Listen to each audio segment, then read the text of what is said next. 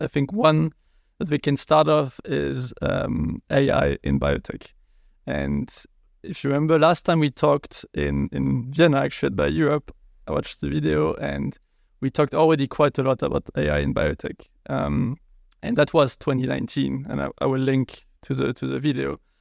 And what's amazing is that you/Evotech have been in advance on that topic quite a lot, especially in the biotech industry. It tends to lag quite a lot into IT and software. But obviously now, I mean, ChatGPT, DeepMind, AlphaFold, I mean, in the last 6 months, it's crazy what happened.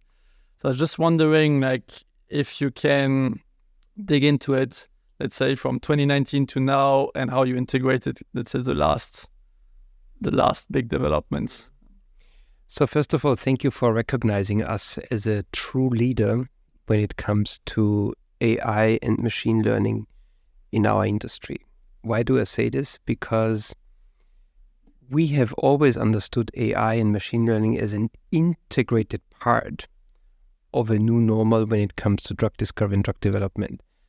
Because a tool in itself has no value. But a tool, when it makes outputs better, has enormous value. And that's why we have decided already in 2017, 18, when we saw the first processes arriving out of machine learning and AI, that it has to be an integrated part of our drug discovery and drug development thinking, and not an isolated software-driven offering. And today, I would say that every process is driven more than ever before by cost pressure and efficiency to come to drugs faster, and with this, more cost efficient.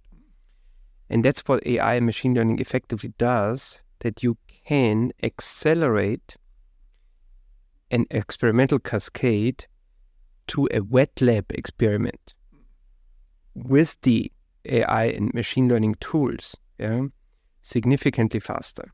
And that's again where I'm coming to the integrated approach of this, because isolated doesn't make sense. And the significantly, how much are we talking about? Because I mean, is it, 10%, 30%, 50% to 100%? No. Depends on which approach, I guess, but like if it really covers 3 dimensions. It covers quality of the experiments that you're doing, it covers costs, and it covers timelines. But it's important that it covers all 3 dimensions. And if you take it, and this would only be a marginal help, it wouldn't help anyone. But I'm so convinced about this because it's a substantial help to make drugs more precise and faster. And that's why I think some of the experiments are only possible now. So it's not a question of make something 5% or 10 or 20% better. It's only possible because we can accelerate and analyze so much more data.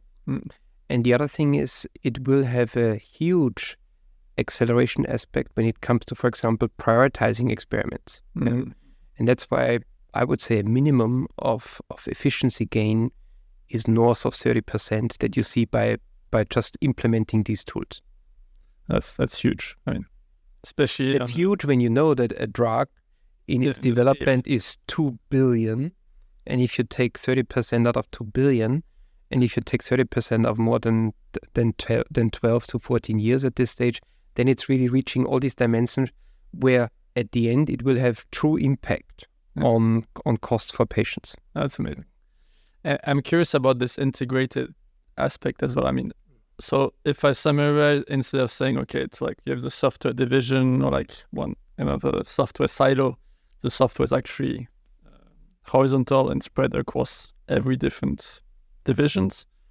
And then what I would be curious about this is how you do the development / the integration of tools, because I guess you don't do all the AI machine learning models necessarily yourself. There's probably some blocks that you take into. Can you go a bit over there? And I mean, and there is a huge complexity there as well, and it's a different job. I mean, probably OpenAI. It's crazy number of engineers as well. So can you just go there, like how you do the development, how you integrate it, all these aspects? I'm curious. I mean, very often we think that in biotech we have to reinvent every process where the tech industry has already been sometimes 3 to 5 years ago. Yeah.